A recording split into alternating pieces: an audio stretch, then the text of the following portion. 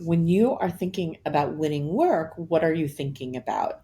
The RFP process, the moment the RFP that you've been waiting sort of hits the wire and you would start working on a strategy for your responses. But what are the pieces that every government contracting organization need to have as part of their arsenal to help them with this pre-work? So the first one, this one is like so obvious that it feels like we shouldn't even have to talk about it, although we talk about it practically every month when we do a video that's geared towards our government contractor friends, and that's your website. For sure. Now, your website is your reflection of your business and everything that you do. And as part of a government contract, you want to make sure that that speaks to exactly the skills and capabilities that you're bringing to whatever contract you're going to bid on. Yeah.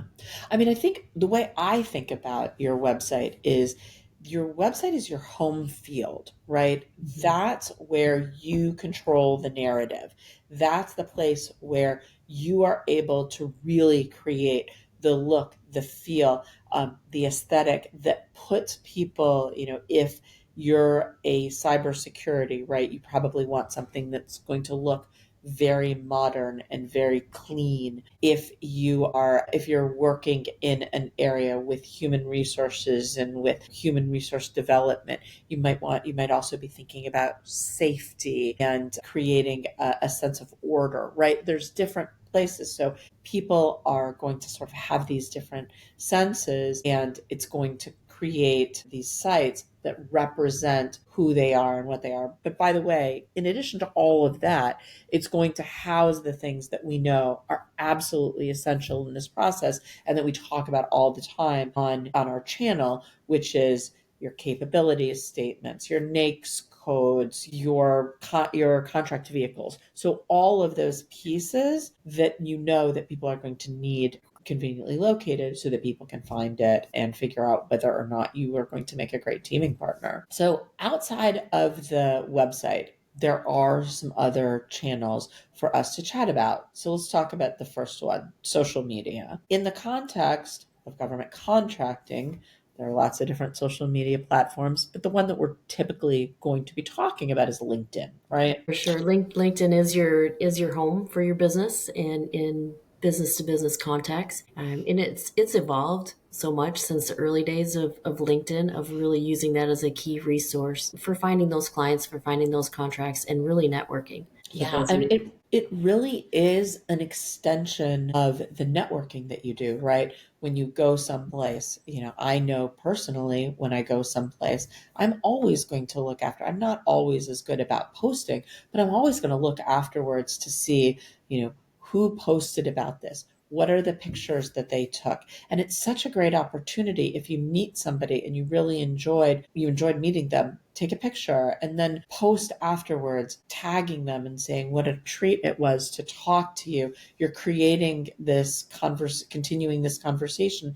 And in terms of what we're talking about, in terms of the government contracting, this, maybe it's not necessarily a procurement officer, it certainly could be, and getting them used to sort of seeing the kinds of things that you do, but also teaming partners, right? This is the chance for them. Who are they going to think of next time when they need a brilliant partner who does what you do, but it's going to be the person who they met and who they see regular posts sharing the work that they do on LinkedIn. I think it's great. One of the hidden nuggets I always found on LinkedIn, especially if you're looking at for your subject matter experts, are what groups are they involved in? And what are they sharing within those groups? Mm. Because then you really get some insight into what exactly they are solving, what kind of issues that they're solving for their clients, and how they're networking with their own groups. That's such a great point. I really appreciate that point. And in addition to what problems are they solving, it's how engaged are they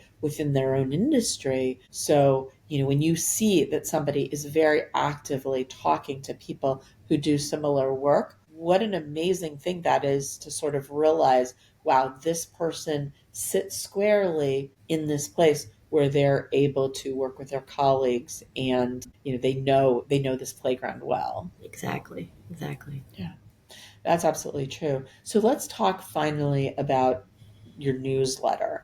And by the way, I should mention when we talk about newsletter, you certainly aren't going to send something out that says newsletter, right? But what we're really talking about is some sort of regular email communication where you're sharing, maybe it's content, but you're sort of sharing your thoughts on a regular basis with people with whom you have. That's great. It's newsletters. I guess you're right. The term newsletter is kind of old. Really, it's right. It's sharing insights. It's sharing things that you like, right, and that you want to share with your network.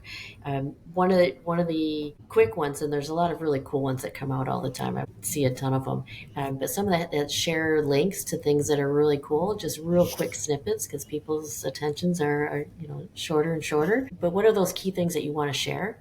And not necessarily long written out pieces. You can push them to blogs, Mhm. push them to really cool content that you have. But how do you keep engaged with them with interesting things that you want to share? Absolutely. It's really all about keeping them engaged. I mean, one of the things that we know working with government contractors is that often the sales cycle can be super long, right? So you want them not just to think about you when they met you that one time 3 years ago. You want them to sort of to stay in the top of mind. And how do you do that? You do that by, we talked about showing up in their social media feed, and now you're showing up in their inbox, right? Sharing we are using the term newsletter because we, for lack of a better term, at Spring Insight we send out a monthly newsletter that we call Spring Insights. I know that's really that's it's very clever. Um, that and and what does that do? It'll likely share this video. It shares the content that we're creating so that, do we expect everybody to read every bit of content? I mean, we'd love it, don't get me wrong, but no, we have no expectation of that. But we want, when the person who we met previously and who maybe didn't need our services right then, we want to stay front of mind for when they're ready. Exactly. And I think in a previous video that was created, we were talking about frequently asked questions and how to use Mhm. those for content. But what a great space to do that. Here's our top question of the month or our top Oh, yeah. thing that we've gotten, right? Ooh, And just keep some of that stuff in mind. Look at love us that idea. brainstorming as we're I chatting. know, exactly. That's a fun idea. Awesome. Thank you so much to Thank you. everybody who has joined us as we chat about marketing channels for government contractors to stay relevant. Lisa, thank you so much for Thank bringing you. your expertise to the table on this. If you watch this and you got something out of it, I hope you will like the video so that we can have other people find us. And if you haven't, please subscribe to our channel. You'll find out first when we have new content that comes out every single Tuesday.